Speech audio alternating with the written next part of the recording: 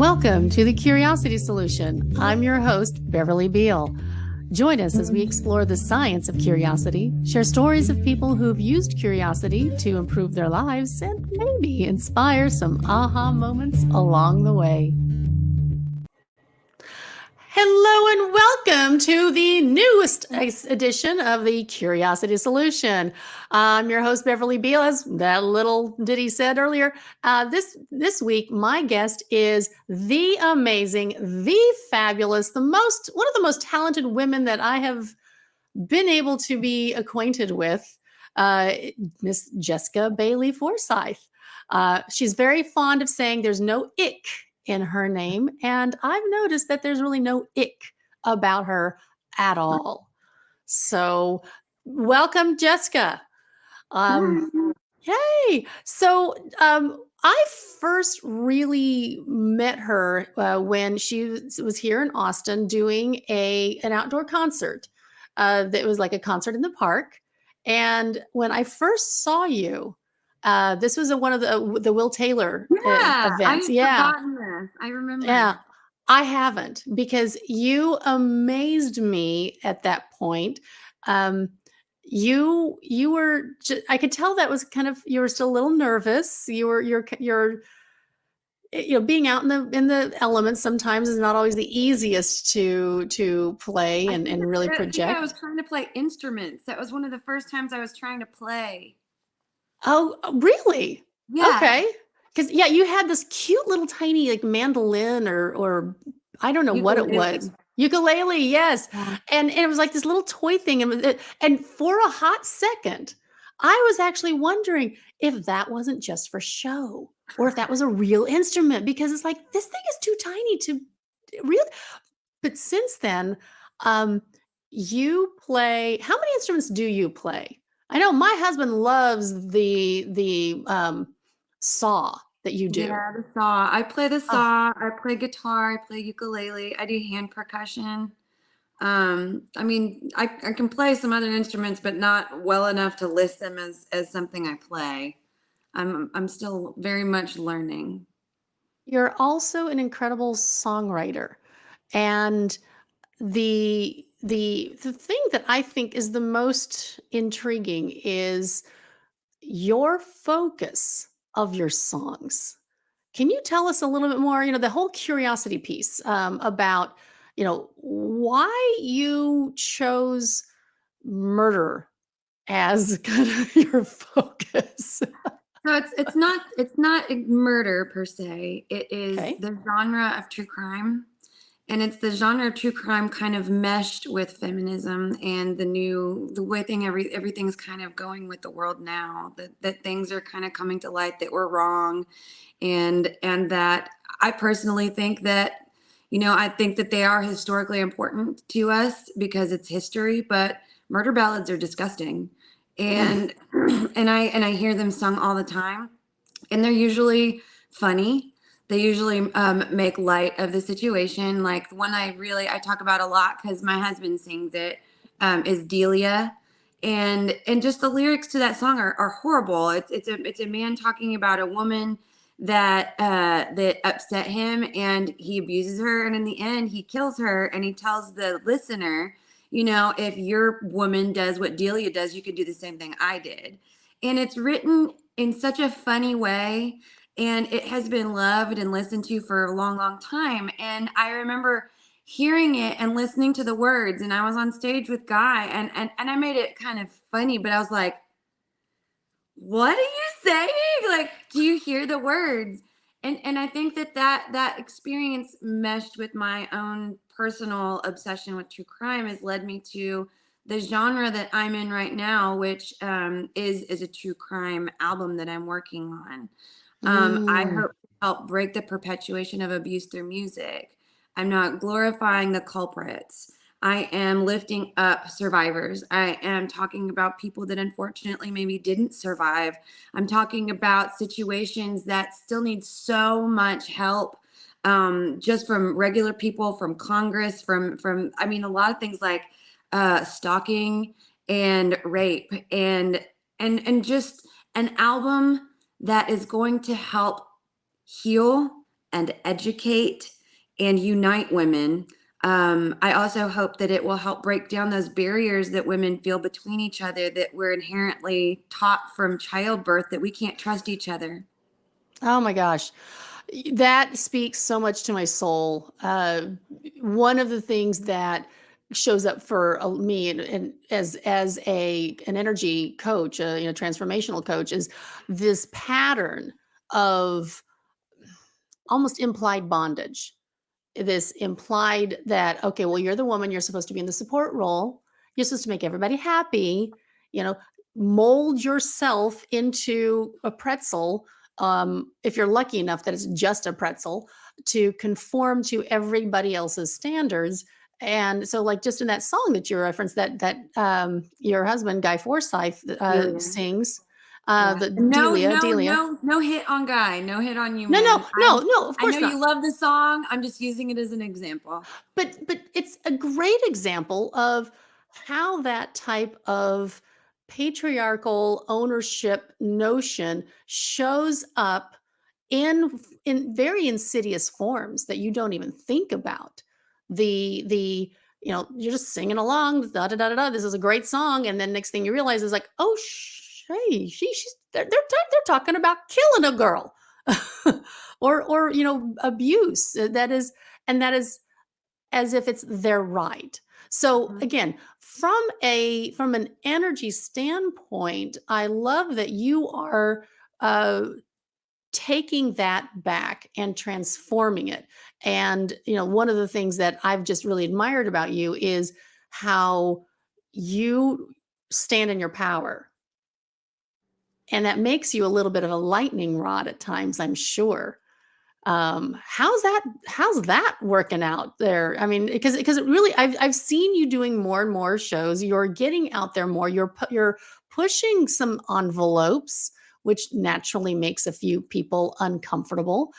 Let's talk about how that feels in your body for you, because again, that's something that I'm always noticing within my own self, that when I'm pushing some envelopes, I get a little like, ugh, what's going on? Yeah, I think I'm used to making people feel uncomfortable, unfortunately.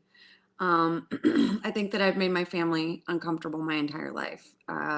Mm. Nobody ever understood me. They didn't understand why I am the way I am. My mom said that I was late being born because I was putting makeup on. And I was born into a Pentecostal family. Oh. And, I have a very fancy grandmother, my Mimi. Her name's Luana. I'm her namesake. My middle name is Luana. Oh, And did not know she that. was a boundary pusher. I mean, there's not that many female preachers in the Pentecostal world, and she was a female Pentecostal preacher that wore a lot of makeup and very fancy. And so I kind of grew up. I'm the black sheep. I'm the black sheep of the family, and I think that maybe that was just training that I needed to go through so that I could be the black sheep of the world. Um, I cause people to feel extreme emotion. They either love me or they hate me, and there's really no in between.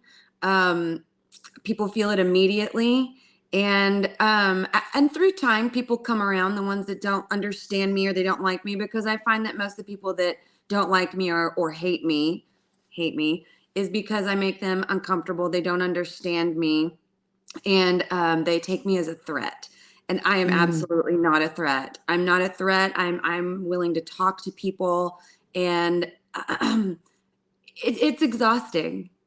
It's exhausting to try and to prove to people, which I really don't even need to do, but I find myself doing it repeatedly, trying to prove to people that I Oh. have the same right to exist as they do. And I can exist and wear feather earrings, and I can exist and wear giant fake eyelashes. I can exist and wear a bra on stage if I want to. I can I can do those things. I am able to do those things, and unfortunately, it takes a toll on me, and I have to decide if I'm going to move forward and be the person that I feel in my soul that I am, or if I'm going to turn myself into a pretzel and Yeah. conform for the rest of the world, just so that people won't hate me or talk bad about me or write mean things about me on the internet. Oh, that's I feel that emotion coming off of you, that the pain of choosing which pain you're going to deal with.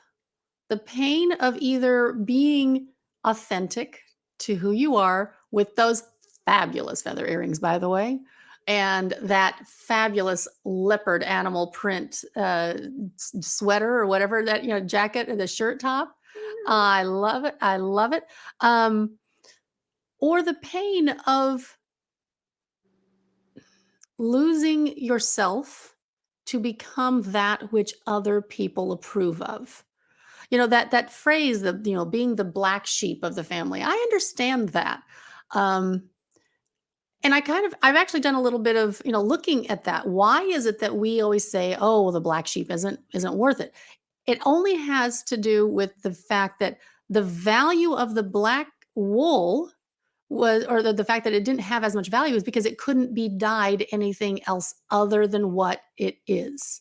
Didn't know I that. have yeah. I mean, that's the only reason why black sheep were not valued, because that's just what they were. This is the color, how they're showing up. There's no other way. The authenticity is baked in. It's hardwired. And so I actually found a company that sells sweaters made only from the wool of black sheep. I need one. I need It's one. honestly, and it's not even black. It's like this wonderful, like kind of darker brown. It's not black. It's earthy. It's grounded. It's glorious, honestly. But yeah, I'll have to find that link and I'll share that with you. In fact, I even have another friend of mine who, she also felt like the odd one out and decided, I don't want to be the black sheep. I'm the golden sheep. And so that she named her coaching company Golden Sheep Coaching. And I loved it. I thought that's perfect. Because here's the thing that I've personally find marvelous about those who own that mantle of being the black sheep, the golden sheep, whatever term you want to use, because they're the pattern breakers. They're the ones who are actually there to move that old mindset um, off of the inherited line going forward. And it's hard because there's that story of the crabs in a bucket. How if you have one crab in a bucket, they climb out, no big deal. But if there's more than one, the other one keeps pulling them back in because they don't want to be left behind. And so um, it's frustrating when you're in that position because it does feel really lonely. Very lonely. So I'm curious, when you are feeling, especially that lonely feeling, or that when you've been reading the thing, like the mean things that are said to you online, or the criticisms, where does that tend to land in your body? How do you feel that viscerally, physically? Like right now, it's right here, That heart, yeah. but it sticks in my head. Yeah.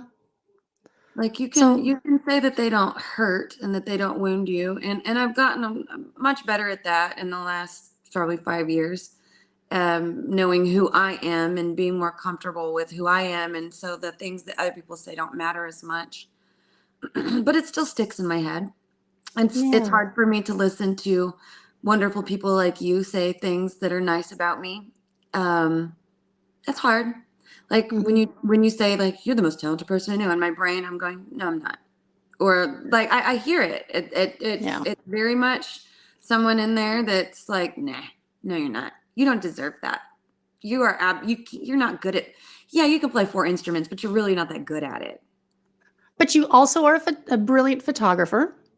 You are a brilliant choreographer. I've So you're seen just some good of the at stuff keep that you listing stuff. I love I am. I've also seen the original art that you draw and paint and create, and I see love even the disappearing act that you just did right now. That this, for those who are just listening, the screen went blank for a second because it's technology.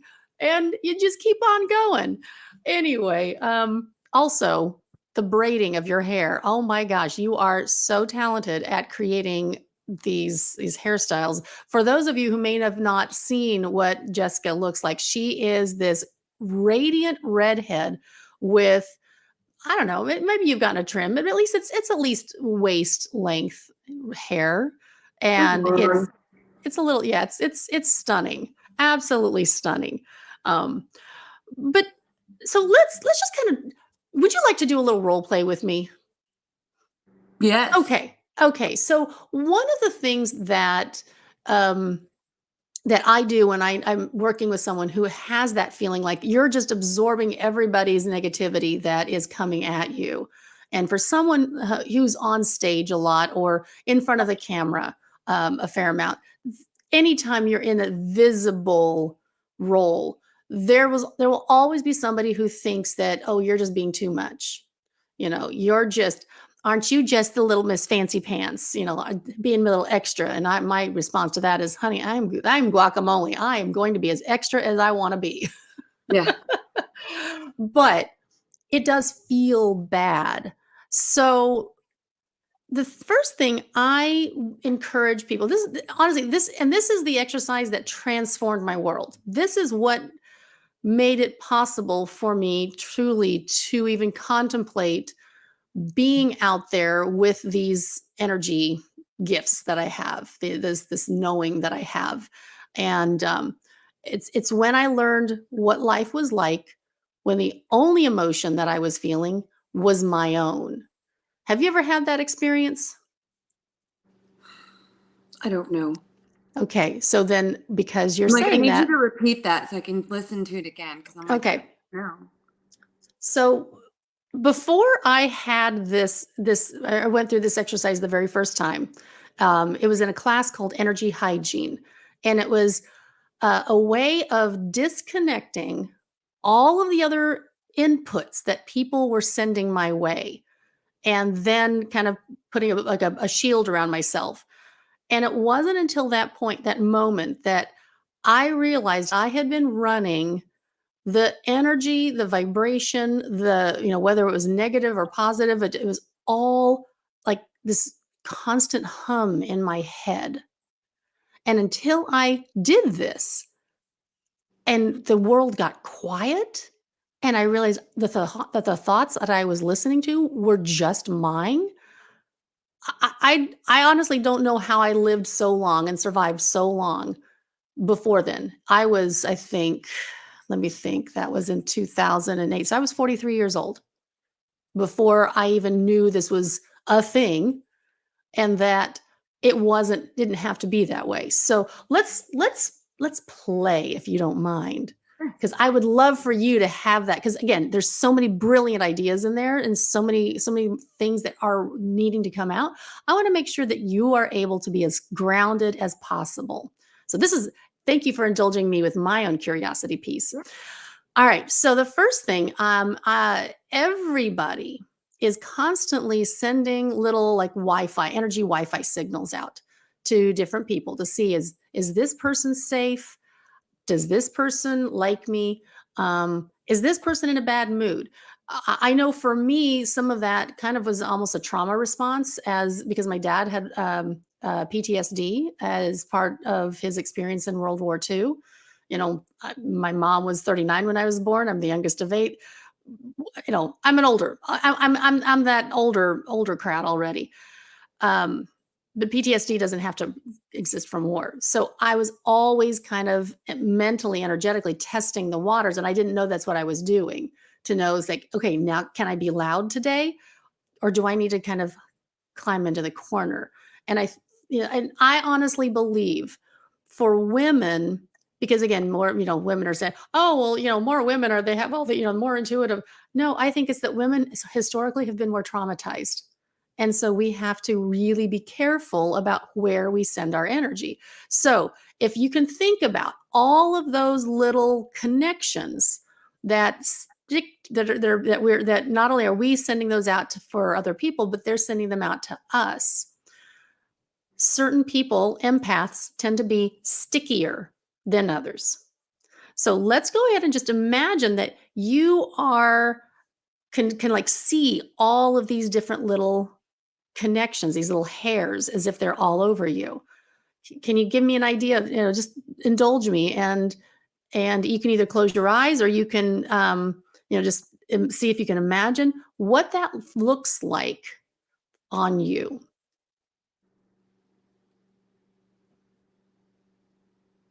Just like pressure. Like pressure, okay? So if you could imagine that those are like little hairs that are somebody else's that are stuck to you, um, but you could actually take like a big round cylinder with like hair bristles on the inside and use it to kind of go above your head and brush over your body and your energy field as if you were brushing, like if you're brushing your own hair, you know that certain hairs sometimes will come out. But if these hairs are not even yours, they have to come out as you're brushing through this. Now, anything that like the love that the unconditional love that you have for um, family, partners, children, etc., pets, that those are your hairs. Those stay on. But imagine that you could just like brush through your energy field, this radiant barrier, if you will, that's around you. Go ahead and try that for a moment. It's very difficult. Yeah. It gets stuck at Keep my shoulders. Really? Okay. So, when if try keep trying, but this time, while since it's stuck on your shoulders, imagine that the warmth of the sun, and I use the sunlight as unconditional love and healing energy, and that the warmth of the sun is helping to loosen up all of those extra cords, hairs, whatever. Okay, I got How through does it. that Okay. So now that you've opened your eyes after doing that, how does it feel in your body or on your body? Like I'm having a little bit of anxiety. Really? Yeah. Where's the anxiety My coming? chest. Okay. So let's go ahead and do it again, but this time ask if that anxiety is even yours. And if so, then we can deal with that. But if it's not, then let those bristles, the hairbrush, pull that off of you.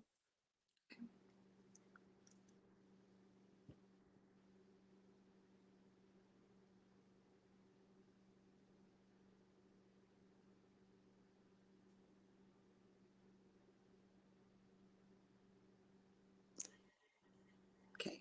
So what did that how did that work? What's that feel like now?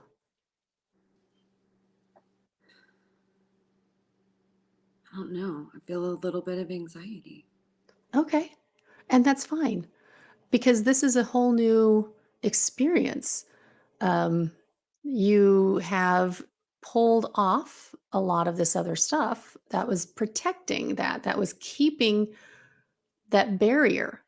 Now, that doesn't mean that we're going to leave you like this. Now, I want you to imagine that you're standing under a waterfall. And this waterfall is made of spiritually infused water. So that sunlight, that unconditional love and healing energy, and it's just going to wash over your body, especially in that chest area where that anxiety is currently being housed, and just feel that as it flows over you, flows over those shoulders that had been carrying so much energy from other people, and it's flushing through your chest. And as it keeps flowing off, it's just washing you cleaner and cleaner, lightening things up. If that anxiety has been um, there for a long time, it might actually feel like it is. Um, You know how sometimes a tree, if there's a wire or something that's leaning up against a tree as it's growing, it's almost like it gets encased by the bark of the tree. If this anxiety is something that, especially if you have grown up with that, Oh yeah. this may be the anxiety from your mom or your grandmother, or maybe even like a great great great grandmother, that it's Their just grown up. anxiety that's passed Their down. anxiety. Yeah, because sometimes, again, we often There are several different theories. Sometimes the pattern is that some people think that, you're inheriting these different traits, that it's just part of the Generational genetic. curse. Exactly. But Once here's the again, I'm thing. very Pentecostal. Yeah. But there's also, if there's generational curses, there's generational strengths. And so this strength, perhaps the reason why you're even able to overcome this, it could be that because it was your grandmother that you're named after, who was like, I'm doing the thing. And I'm going to get up here and I'm going to preach and I'm going to wear the makeup and, you know, y'all can tell me I'm going to hell, but you're wrong. Kind of a thing. So let's imagine if you need to, you can even take like a fire hose and just really get in there in that heart energy and that heart chakra area and just keep flushing out until that anxiety starts to like almost vibrate and shake off and loosen up, and just keep visualizing this part in that chest area to start to loosen. Feel that overgrowth of the generational patterning, and some of it may be karmic, but just kind of imagine that this is all shaking off. And I like to use the image of starlight because starlight carries such history. And so that starlight energy is an image that I like to use, like glitter water. And who doesn't love glitter? But just imagine that The that's clearing environment. it out. Well, okay, but it's starlight. So it's not the toxic glitter.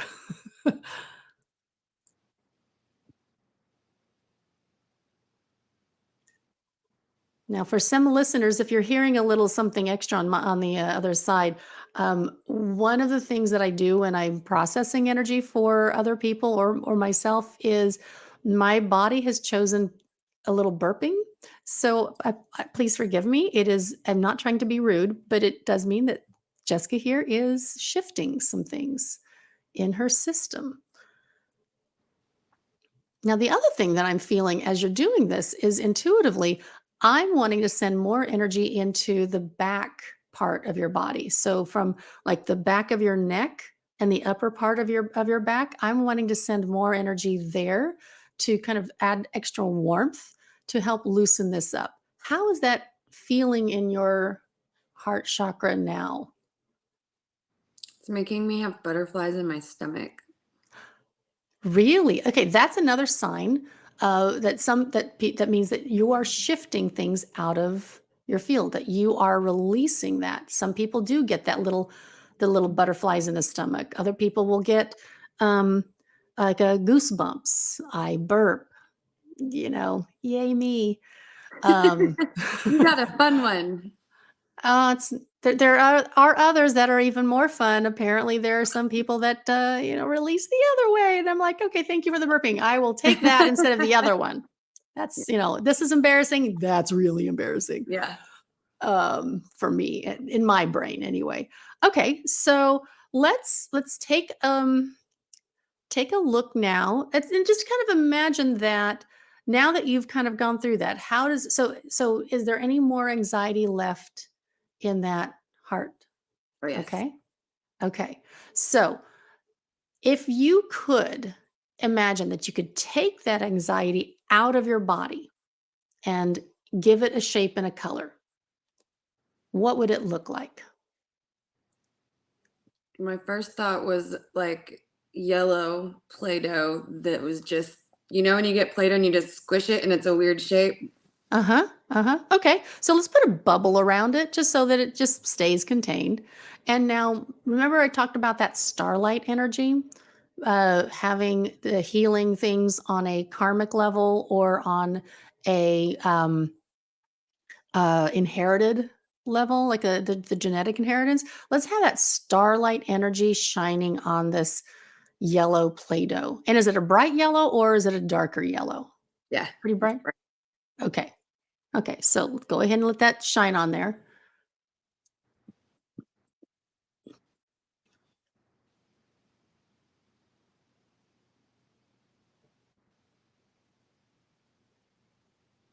And tell me what happens to it. And it's still in the bubble. Okay. Did anything change with the Play-Doh? No, not yet. But the Yeah. Play-Doh's still in the bubble though, right? Yes, yes, yes. So the starlight is kind of shining through the bubble. It's like a protective coating that the Play-Doh can't leave, but the energy can go into it. Okay, I'll try again.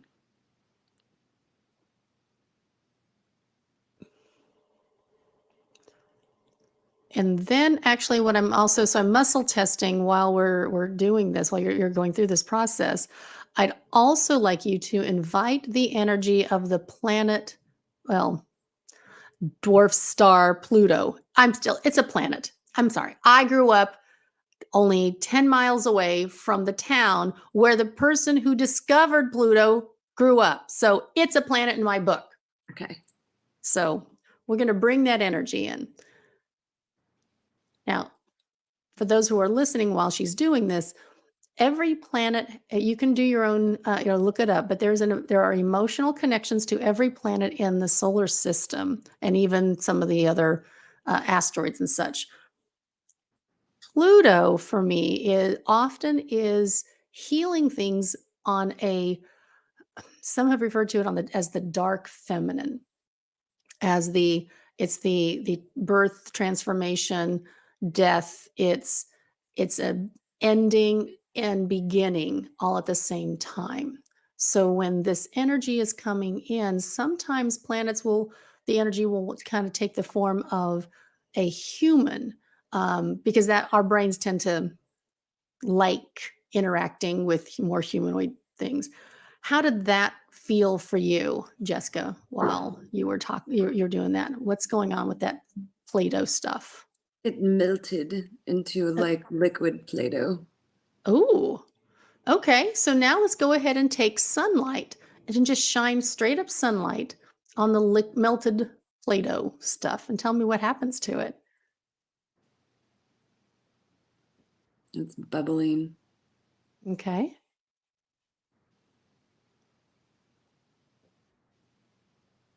It's like turned into something that looks like peanut brittle. Okay. So what would you like to do with this peanut brittle stuff? What if you shine more starlight on it? Now that it's in this kind of a form, what just straight up starlight, the karmic healing, what happens with that?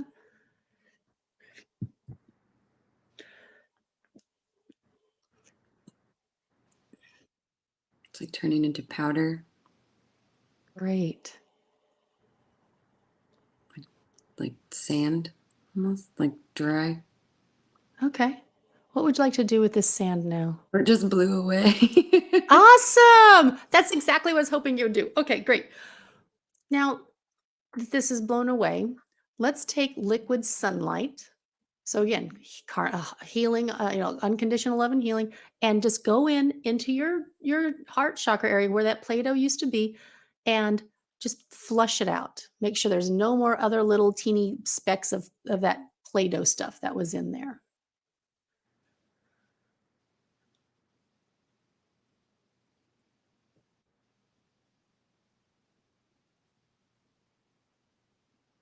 How does that feel in your heart, in that chest area?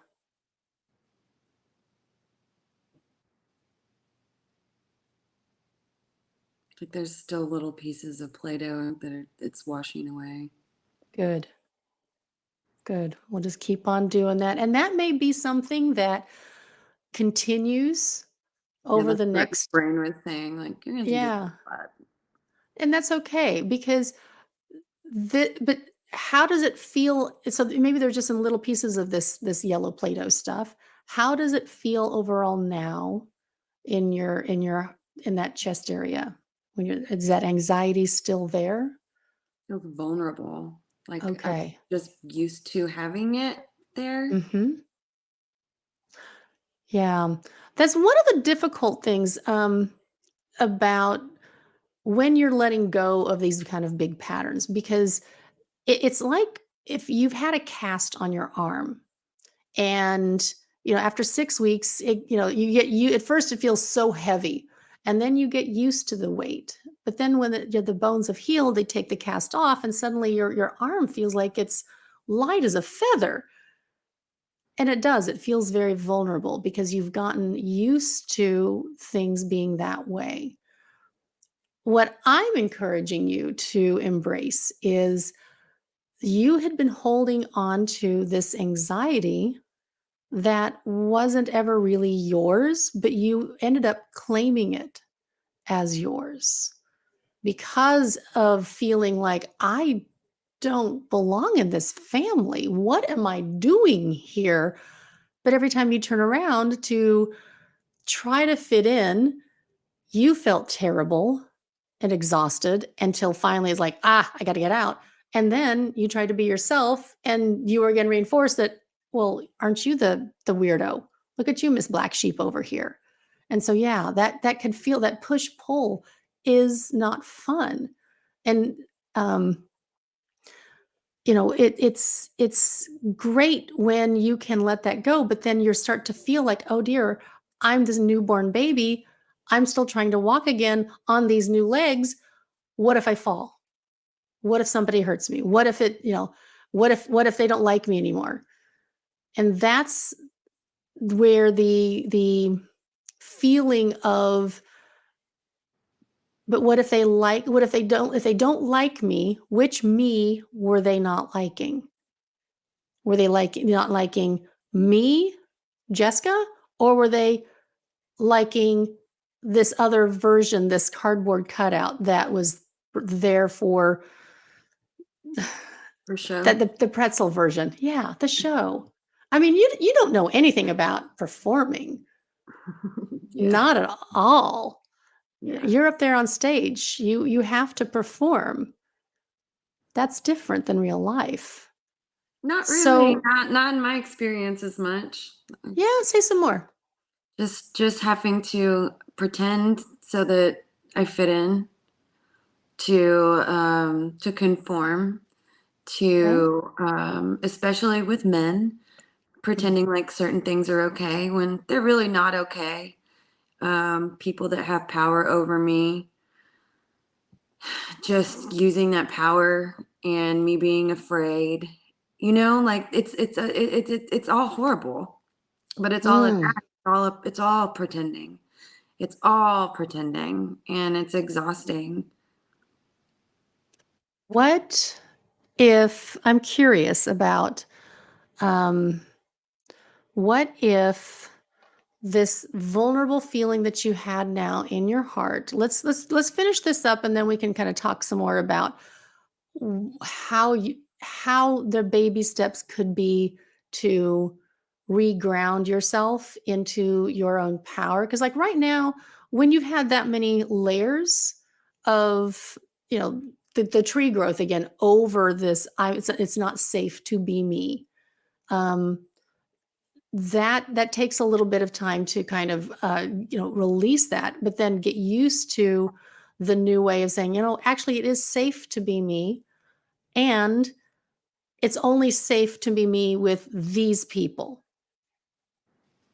And then, learning to train the safe people so that you can get the muscles back to start getting stronger, that okay, you're safe to be me with, you're still not, but then being able to get stronger until you can retrain those who are not, who in the past had not treated you well. Does that make sense? It's I think kind of like, it's almost like weightlifting. You have to start out with lower number of people, like it's, lighter weights, until it's like, oh, well, that's easy. And then you can move up and challenge yourself to something else. And then if comes a point where you have to back off again, that's okay, because you know that you start to know your limits more. Okay, so now we're going to go back to this shield. So, is the anxiety that you were feeling in your body more or less, or is it just the vulnerability that you're feeling? I think it's anxiety. So anxiety, or so when you say anxiety, Fragile. fragile. Okay, so that to me sounds less like being anxious and more exposed. Would that be a fair? I think I'm hurt. Oh, okay. Okay. So the hurt. Um, if we could look at where's the hurt? Is it also in the same place? Yeah, Okay. So the hurt, is it you that's hurt or is it a younger version of you that's hurt? I think it's all of it. Okay. So in the interest of time, I want you to imagine that you're able to go back to when you were a little tiny baby. And I want you to let her know how much you love her. And then just keep sharing this love and imagine that sunlight is shining on you and this little baby, and it's all being being infused with this unconditional love. And yeah, just feel that, because when you can love yourself at your most vulnerable moment, like when you first popped out into this world, and maybe even before you popped out, who knows what was going on while we're in utero, but just really feeling this love and letting every version of you as an inner child know that you don't deserve to be hurt. You are worthy of unconditional love. You're enough. You are absolutely worthy of taking up space. Let that inner little girl know that she's talented. She's brilliant. She's smart. She's funny. She's strong. Even when she doesn't feel like she's strong and people are picking on her, you can let her know that it's not her fault. It's not, she didn't bring this on herself. It wasn't because of what she was wearing or how her hair was, if she was wearing makeup, if she was talking too loudly.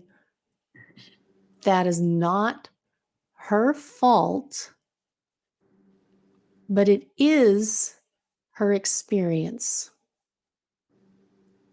And whatever parts of her believed that she deserved it, that she caused it, any of that, you can let her know that, just visualize those patterns as articles of clothing. And just watch as she starts taking off coat after coat after coat and finally shrugging off all of the stuff, all of those words and responsibilities that were not hers at whatever age those layers were given to her. Just keep watching as she shrugs them off and just wriggles them off. And as that happens, you can feel free to describe whatever images are coming into your mind, because yes, you are making it all up, but that's Yeah. okay. That's what imagination is all about. I saw take off a couple jackets and then I cut them off because she was very sweaty. Oh my gosh, that's what an incredible helper that was. How's she looking now? And I can't see her face. Okay. Is she wearing some hats or something I that's think she's covering it? naked now. Okay, so let's go ahead and let the sunlight warm her and have her go ahead also and stand underneath a waterfall, because if you're wearing all those coats and you're all sweaty, it's got to feel good to get cleaned off. How does she look now? She feels happy.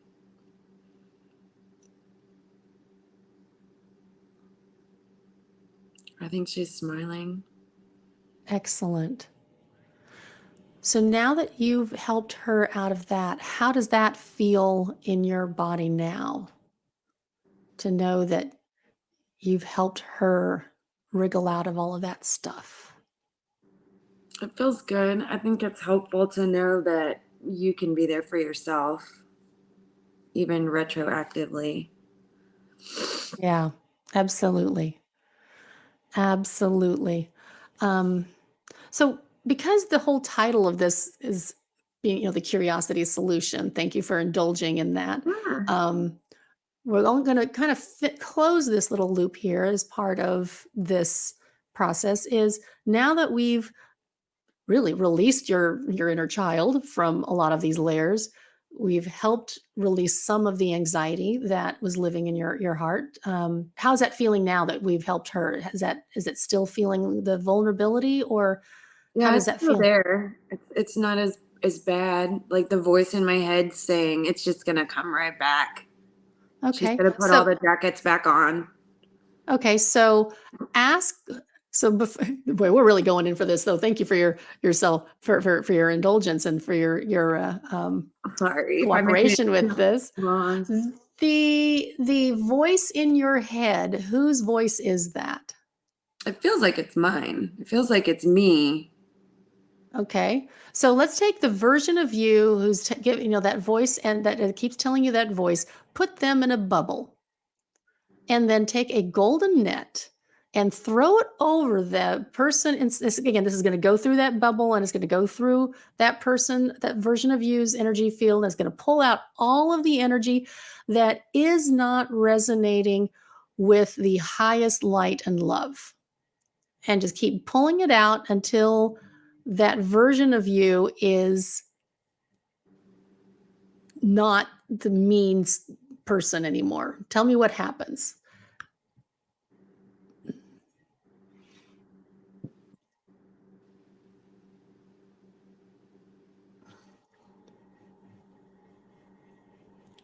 Just kind of fighting over it. I'm sure she is. So we're going to shine sunlight on this version of you while we're pulling that golden net through one more time, and tell me how she responds.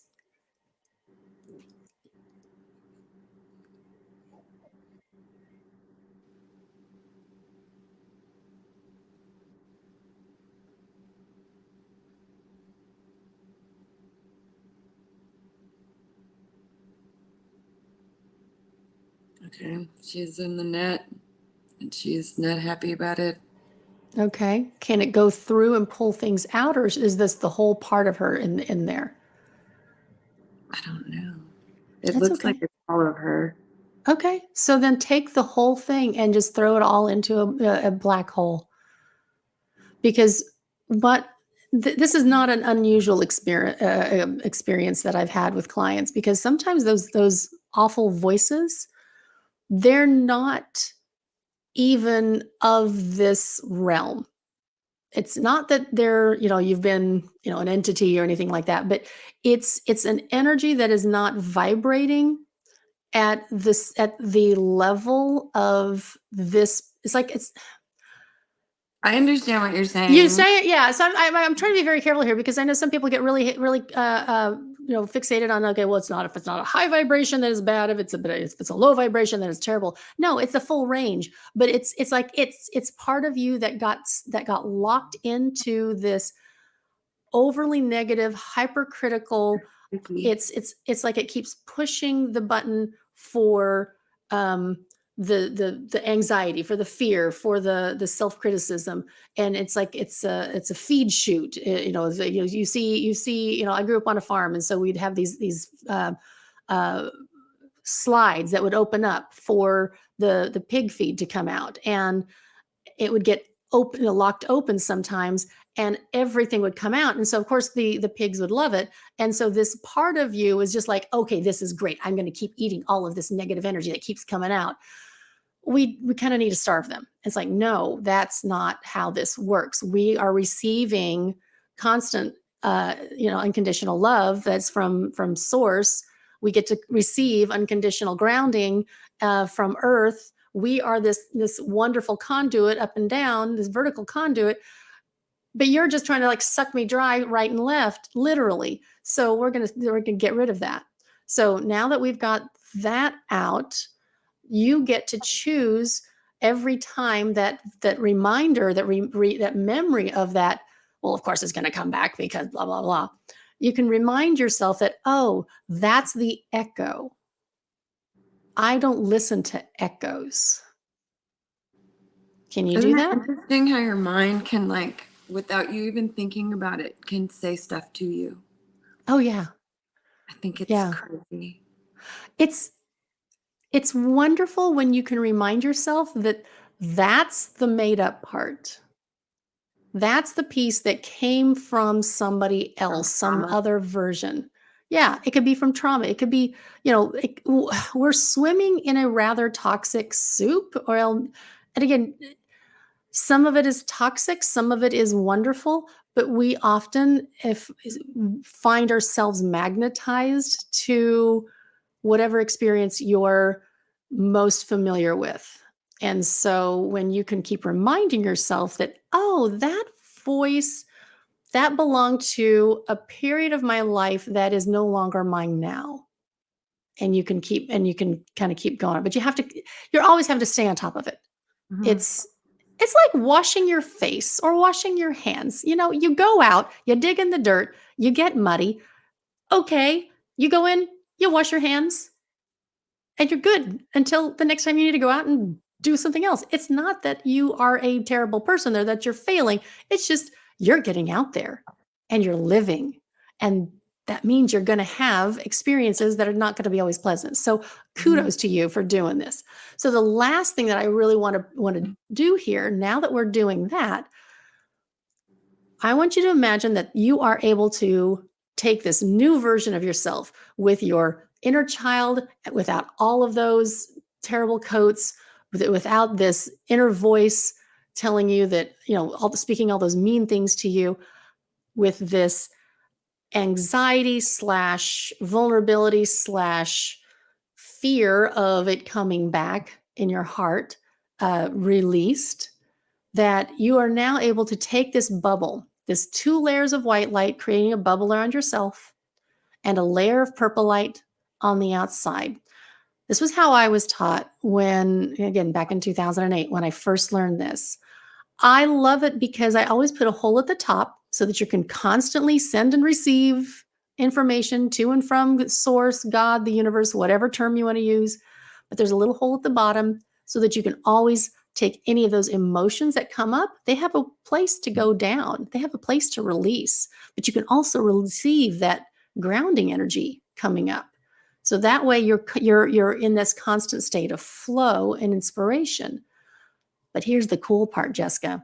That purple shield on the outside, you get to decide, does anybody else's energy get, do they get to come inside and actually get to me?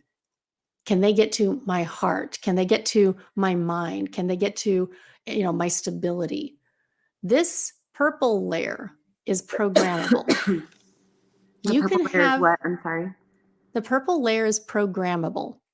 You can program it that if somebody outside of those that you love, that you gave permission to have access to all of you, they can either come and hit that and go, oh, they need inspiration. Their little plug, their plug, their Wi-Fi, their connector, it hits that and it goes either straight up to source energy so they can get inspired, or it hits that and you can say, oh no, you're not going to dump all your stuff on me. You're going to dump that into the earth. You can still come at me, but it's not going to get me. Does that make sense? Mhm. It's kind of like a raincoat. Yes. It's going to, but where you're not sweaty inside. So we'll go ahead and and kind of just keep practicing that, and just keep visualizing that, okay, if I've been out, I've had a great show, a lot of people, looking at me in whatever way they want to look at me, or sending whatever energy my way. Okay, I'm done with my show. I'm going back home. Obviously, you can take a regular shower and just wash things off, and then visualize that you're putting this 2, 3 layers of energy around you to go out and do whatever else you need to do. But sometimes you can't do that. What I like to do is wash my hands. And when I wash my hands, I just imagine that it's cleaning everything off. So um, now I think I've given you some of my joy water before, Yes, I have haven't some. I I? think I still have some of that. Yeah. So this is an energy clearing spray that I created when I was working at a magazine, and the cubicle that I was in was so nasty, so heavy with the other reps who had tried to have this territory. I was the fourth one in 6 months. And Oh, gee. so it was a very negative That was a hard particular job spot. then. It was a hard job, but I created this worked out, and it made it so that I could stay 11 months. So that was almost a year. I was really proud of myself. Um, but that's something that I sell on my website, and so I'll put that in the show notes.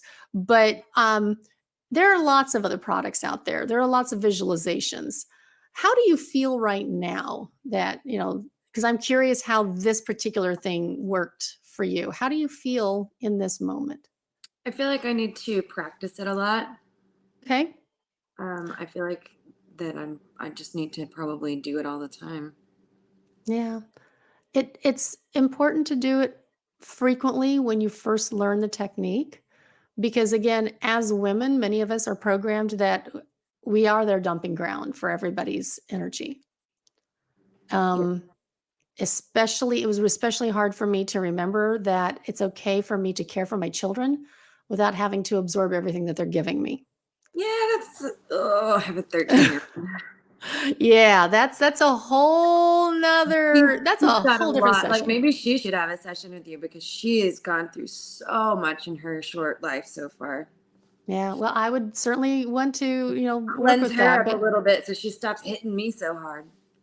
well, and but that's also part of the agreement that we do as Mhm. parents, Yeah, not just women, men too. They also get that. It's just that I think women are more willing often to angry. acknowledge Yeah. that we are taking more on than necessary, but we also learn to get rid of things. So, Jessica, thank you so much for being kind of a guinea pig in a way about how working through this, on a very public forum. Okay. This you can go back and show this. Let your daughter watch this, because a lot of these techniques are things that she can use too. But I know anxiety is a big one for many, many people, especially teenagers. Mhm. Um, and I think once they start to identify, is this even my anxiety that I'm holding on to, or is this simply the soup, the environment that I'm existing in? Am I carrying anxiety for someone else, or is it really mine? And if it's really mine, is this my version, or am I also trying to pretzel myself? Because I think, I think I think that I yeah, get it from all of them, from all the yeah, angles. yeah, I think you do too, because you are a bright light, and moths like to find bright lights, and they tend to leave wing dust on the bright light. And so hopefully this image of the waterfall and the bubble and all of the hairbrush taking all that will help you to clear off that wing dust so that you can continue to shine. Thank you. You're welcome. Thank you so much. And everybody, look for Jeska Forsyth if you're in the Texas area. Hopefully, we'll see more touring and more albums. What's the name of the album again that's going to be coming It's out? gonna be Murderino. It's gonna be called Murderino, which is Murder. it's a coined phrase from the hit podcast My Favorite Murder for people that are just oddly obsessed with true crime. That's Well, I think that's a great stopping point here. I will have the link to the to her website so that people can find you on Spotify, find you wherever wonderful music is played. But thank you again. I really appreciate you taking this time. Absolutely. Thanks for having me. It was fun. I'm proud of you. You're doing great. Oh, thank you. I'm proud of you too.